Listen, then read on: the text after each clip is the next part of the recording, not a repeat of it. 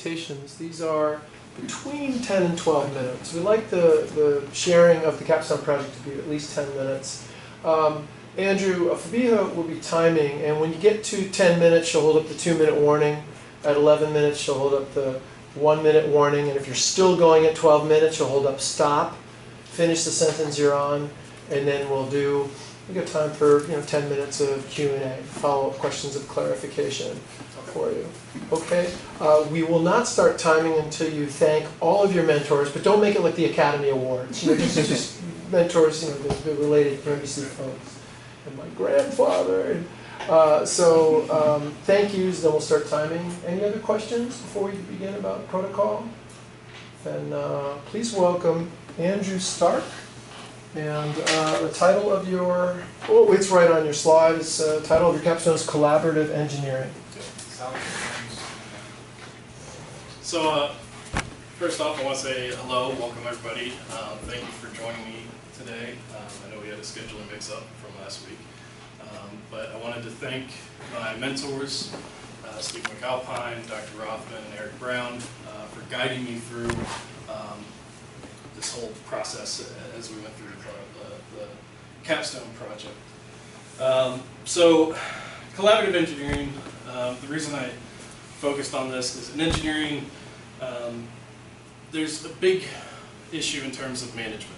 And it kind of breaks down into the one of two ways that managers tend to end up in charge of engineers. The first way is where somebody who has managerial experience, who has management training, ends up in charge of engineers but doesn't have the technical background to really understand what they do. And the second way, as Dr. Rothman put it, is taking engineers and making them managers. And so they don't really have that management training going into what they're doing. And it results in a lot of issues. So my capstone and my degree in general have focused a lot on this problem. And so collaborative engineering is kind of an alternate approach to management and engineering that could help address a lot of these issues. A little bit about me. I was originally a mechanical engineering major, both at Michigan Tech as well as here at UMBC once I resumed college. I switched my major to INDS, where I developed a degree plan in engineering design and management. Throughout my time here at UMBC, I've been an adjunct instructor at CCBC, where I've taught intro to engineering courses over the last few years. And through my time there at CCBC, I've also worked on roughly 8 additional V-Link projects over the years. And we'll get to what V-Link is in a little bit. So the purpose of the capstone project was essentially threefold: to observe how engineers apply collaborative leadership in an active project, to learn how to improve collaborative approaches to better suit the engineering field, and to develop a stepping stone for in-industry work after college. So those are kind of my goals and objectives going into the project itself. The research question that I developed was, are there observable benefits that outweigh the drawbacks of utilizing the collaborative-based leadership style in a technically based engineering team situation? And my thesis for this was, by tailoring and defining collaborative leadership to suit a technically based engineering team situation, there are several observable benefits in the behavior and activities of the design team members throughout the engineering design process, which outweigh the few observable drawbacks. Among the benefits are good communication and open collaboration, which result in overall positive influence on the production, efficiency, and effectiveness of the design team. So, a little bit about V-Link. V-Link's a volunteer organization that takes people with disabilities, handicaps, and who need something that they can't just go out and purchase over the counter at a store. And it combines them with engineers and medical professionals who can design and produce products that help them in their lives. They work with schools and universities throughout the area to have classes design and build those products and help people out, which is a great learning experience for the students involved. And their mission sums it up pretty well: to create technological solutions to improve the independence and quality of life for individuals of all ages with disabilities. So let's talk about the design project.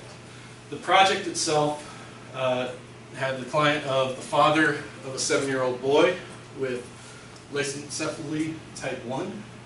This results in a smooth brain, which causes significant developmental delays and growth delays.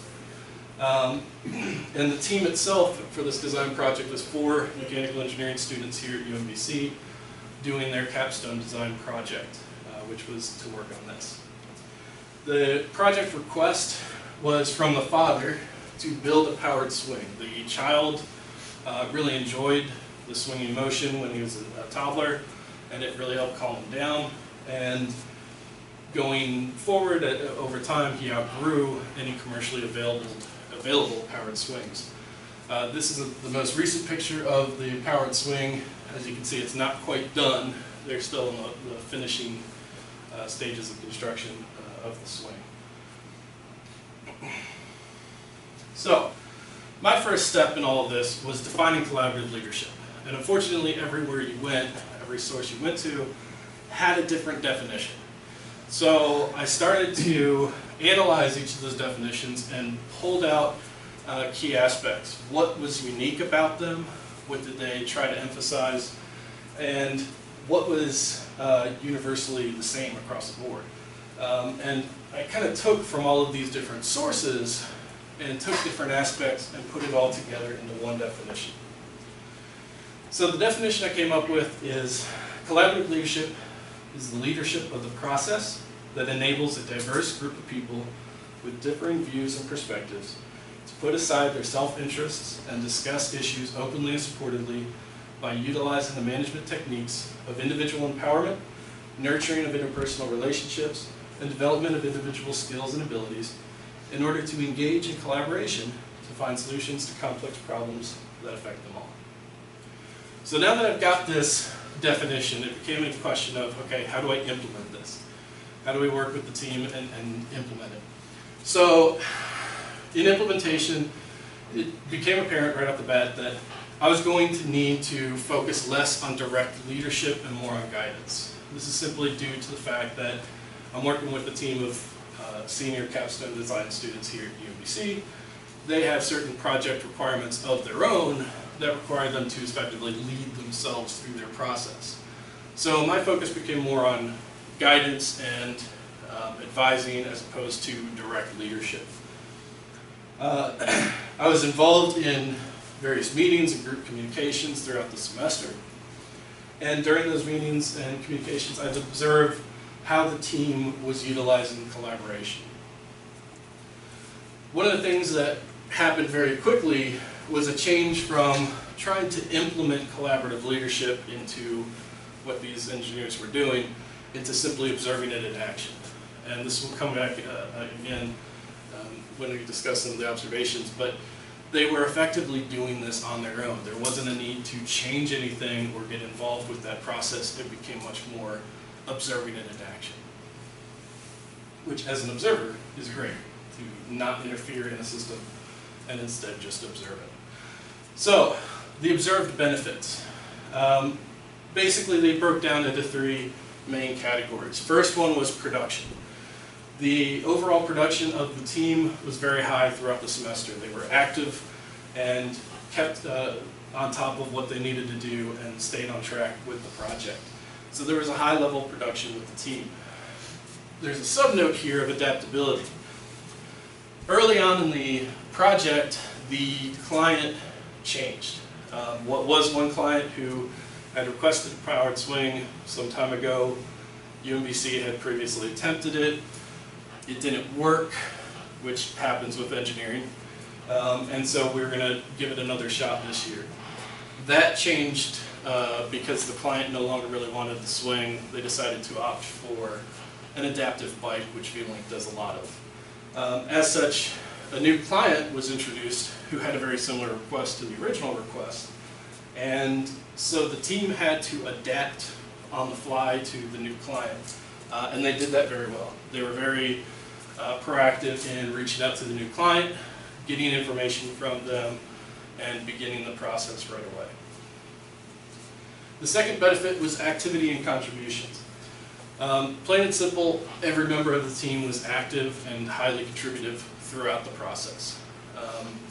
And this kind of ties into internal communications, which was also very strong, where, plain and simple, the GroupMe, which is the group messaging software that we use, on any day had anywhere from 20 to upwards of 100 messages on it from people communicating back and forth on all sorts of stuff. So those were all observed benefits and strengths. There were some observed drawbacks. One of those was external communications. Now, communicating to direct superiors was okay. They were actively seeking out input from Dr. Rothman. They would go to talk with them more than just on an occasional basis or as required. They would actively seek that, so that was good. The parts that were a little bit weaker were with regards to communicating to V-Link. There wasn't really actively seeking out input from the primary V-Link advisor for the project. And communication with the client started strong, but over time it kind of dropped.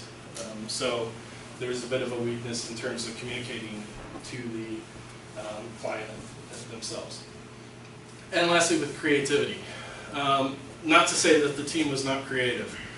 However, what I mean by this is during the brainstorming phase, rather than attempting to produce as many possible ideas and possible solutions, the team kind of focused in on one or two that were good, but it was relatively focused in.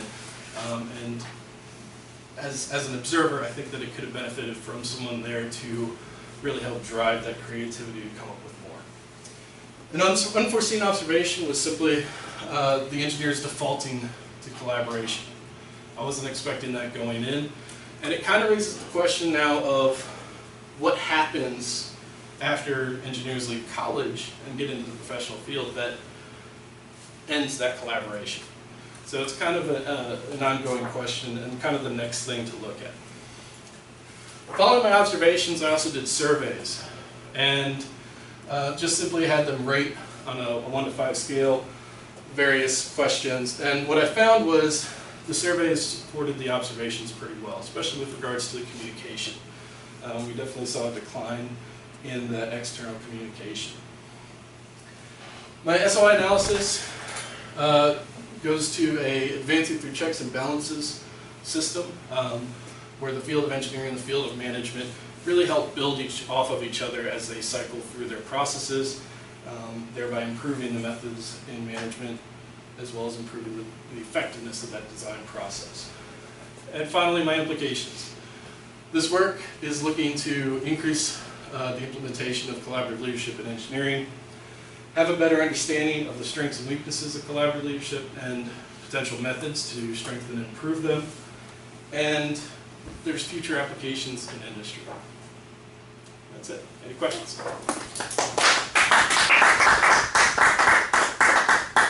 Got that all in at 12 minutes.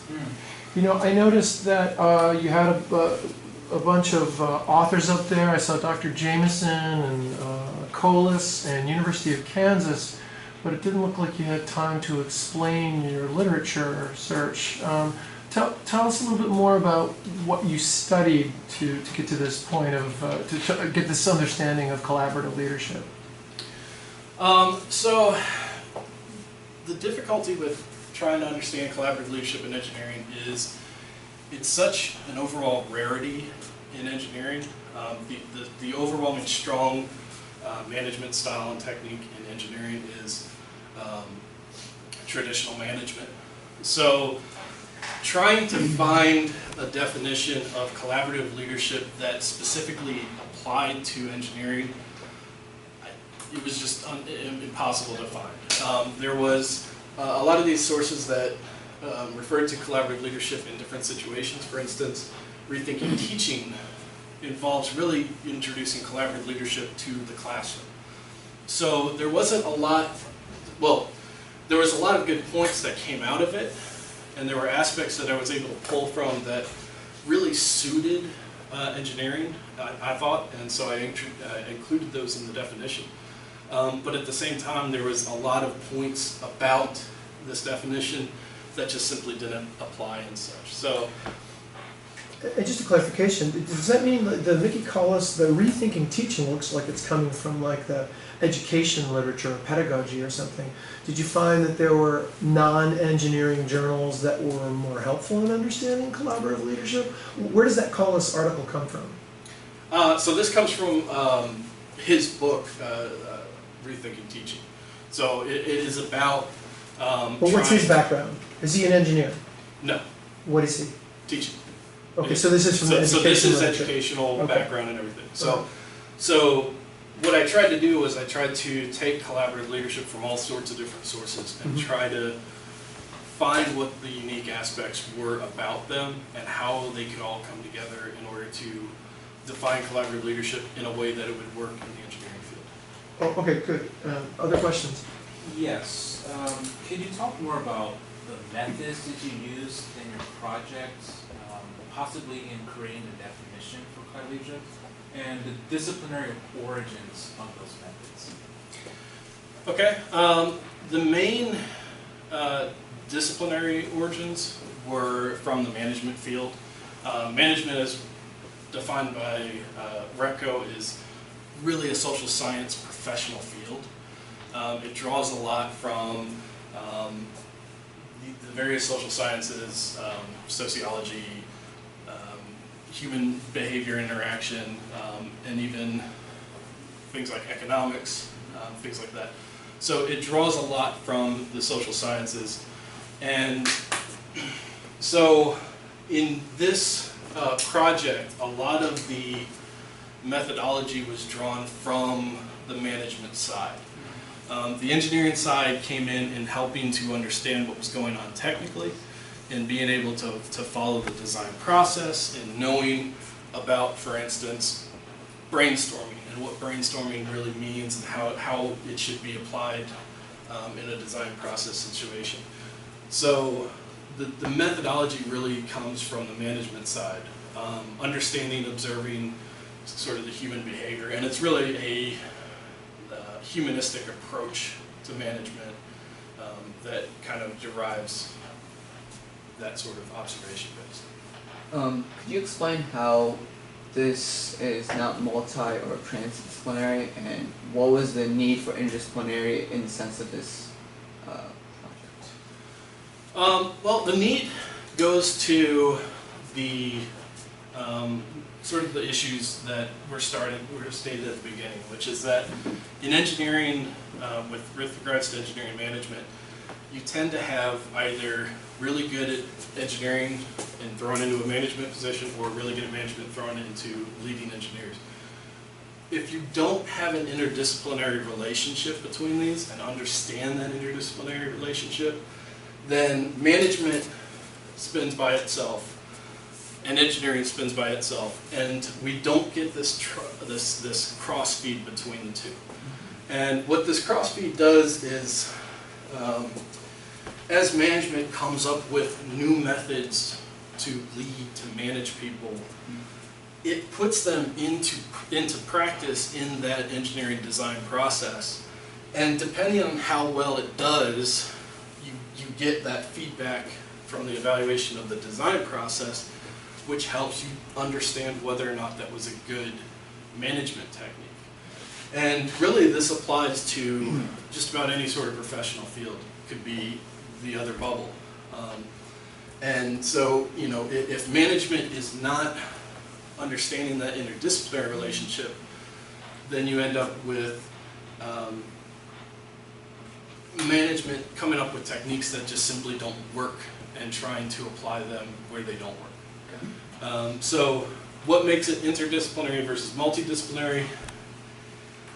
It tends to be a fine line with just about any of these, but it's that interaction between the two, not just having an engineer and having a manager trying to come together and talk about something. Could you go back to your question slide? The what? Your research question slide. You just have to get this right. Okay, are there... you go to the slide where you mentioned the results of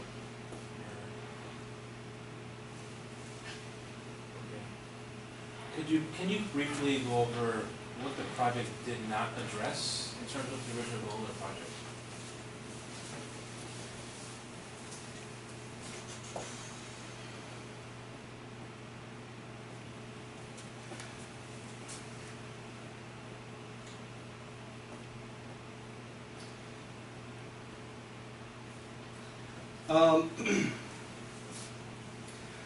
I think the biggest thing had to do with the limitations of the project itself, given the situation.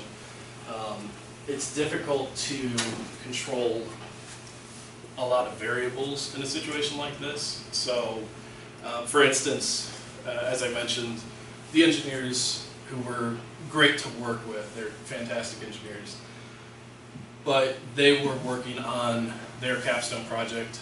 They had their requirements and things to do. So there's a lot of points where I think that if I were to do this again, or if I were to do this in a situation where I had, say, advanced funding, I would do this in a situation where we run a significant number of teams through very similar projects and do one project after another. And that way it kind of takes it from the qualitative data into the quantifiable data and allows us to better understand without bias and without the skew of, say, working with a really good engineering team compared to a really bad engineering team. It kind of helps even that stuff out. So that's kind of the weakness in this project, and it's kind of one of the limitations of it is that it is just one team, and there's a very good chance that this is not the norm. As I was talking with Dr. Rothman throughout the semester, there were points where it's like, wow, these are, a really good team. These guys really work well together. They communicate well together, and he's simply like, well, that's not always the case. In fact, it's kind of the minority. So there was a little bit of luck in the team that it ended up with. Two questions. You mentioned that the project changed, or the client changed, and that must have made this really difficult to measure in terms of cost benefits. But how did you pick this team or this project in the first place? How did you come to pick this particular view of the project? The project itself was originally one that the team here at UMBC had tried before. And I wasn't really involved with it in that first one, though I did manage to see their final presentation to V-Link, where they discussed a lot of the issues they were having and things like that. So I was a little bit familiar with what the client had gone through leading up to it. And so I was going to work with that project in order to kind of help alleviate some of the tension between the client and the team, which is something that I've seen a few times with V-Link, especially when you have a client who just kind of gets frustrated after not getting the product that they want, because engineering happens, and Murphy's Law says everything doesn't always go well. So it kind of switched then because of them no longer really wanting the swing, that the team got the new client, and so my role kind of changed because we were no longer dealing with a client who was going to be difficult off the bat, or potentially difficult off the bat like that. They weren't really frustrated because it hadn't been attempted yet leading up to that. So it was more along the lines of, because it changed after Starck, I just stuck with the team and the new project. And again, just kind of shifted my role to much more observation-based, which led to better, in my opinion, better results for the project, because it was a lot less involvement in the actual process and much more just watching it happen. And did I miss, what was the new project, and what was the product that came out of the second project? So this was the product. Oh, this is the second project. For some reason, I thought the swing was the difficult client. So there was a client No, before so this is Yeah. all the same client. They were both swings. They were. Oh, well, that was convenient. So did you use the swing that you were designing before with the second client? They basically just Okay. started from new, which Started from as scratch. far as V-Link goes, Okay. V-Link projects go, Mhm. typically if there are previous ideas, previous concepts, previous attempts, the new people handling the project aren't really made aware of those, simply because they want the educational experience of starting from scratch and coming up with their own ideas. Now, I was made aware of the previous attempt and the reports from it, so that I could review them and kind of see what issues they were having and things like that. Because again, kind of my role was a combination of observer and advisor a little bit. So I was able to help them out at a couple of points, just providing some input based on my experiences with V-Link and V-Link projects in the past, which helped them but didn't skew any of the results. Questions. At the beginning, you talked about issues, right, with sort of, I'll call it traditional management. Yes. And how collaborative leadership should potentially address those. Some of the things you talked about were, I'll just put it under a general heading of empowerment of the team, right, in terms of trying to help them collaborate. But then you said that one of the downsides was that this approach negatively impacted the creativity of the team. I'm trying to understand how is it that an approach that is empowering the engineers actually inhibits their creativity? And that's kind of one of the that's kind of one of the things where it goes back to the fundamental research question thesis, being that I'm not trying to say that anything here is better than another leadership approach. There's just no way to compare this to another leadership approach. Even if I had another team doing a similar project, having that different team instantly changes too many variables. So it's not which way is better, it's simply that when it came to the creativity of the brainstorming segment, there was some limitation, not due to any sort of forced groupthink, but more along the lines of they were just very quick to agree with each other. And so there wasn't any individual within the team really pushing them to come up with more solutions and come up with, even though you have a good solution that could potentially solve the problem, coming up with just 2, 3, 4 more potential solutions and exploring those as well, and kind of like whittling it down. There wasn't that motivator in there. So this might be one of the places, though, where the leader actually has a different role than a team member, right? Right. So in this case, you had the team members who were essentially equal. Right. But then somebody who is leading that, right, the manager to drive collaboration, right, needs to get them out of that comfort zone, right? Yes. And so you have to empower them, but you have to kind of kick them a little bit and make sure they're...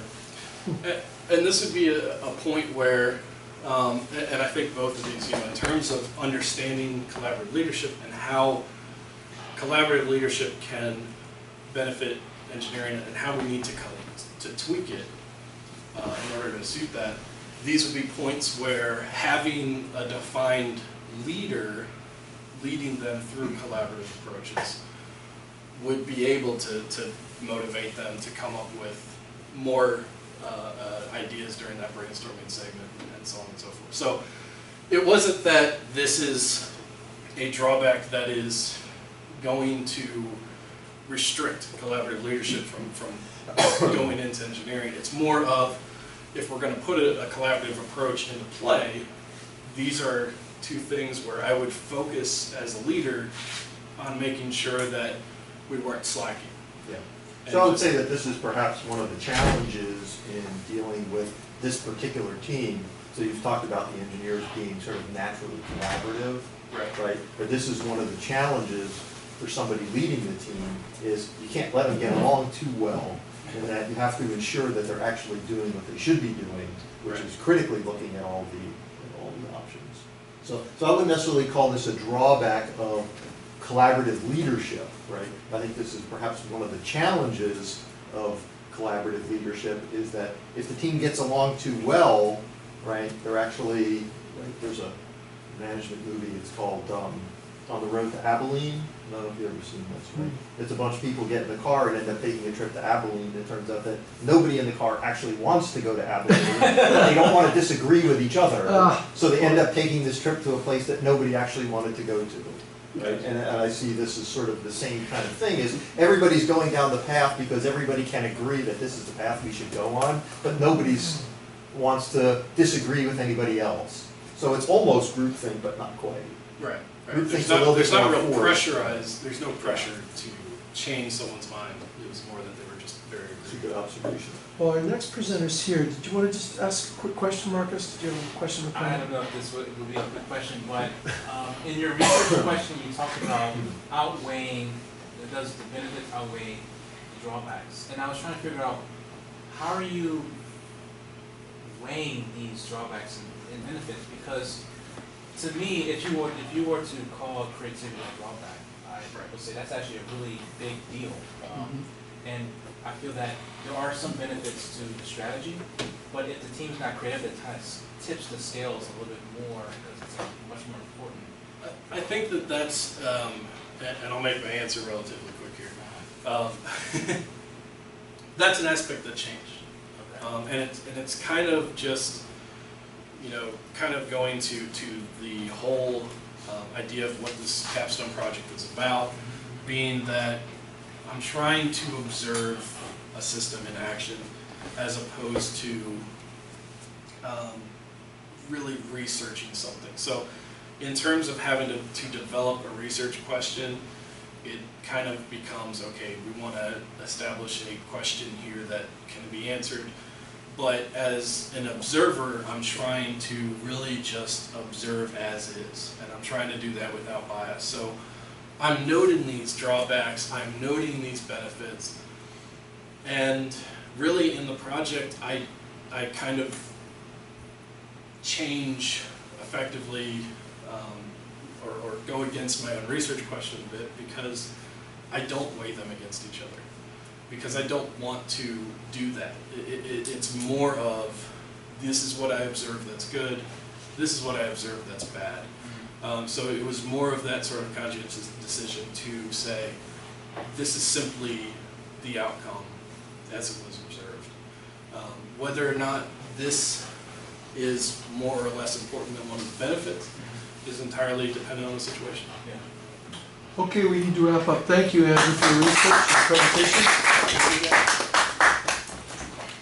And next up, we'll have Eric Scharfenberg. We'll give him a chance to bring up his PowerPoint.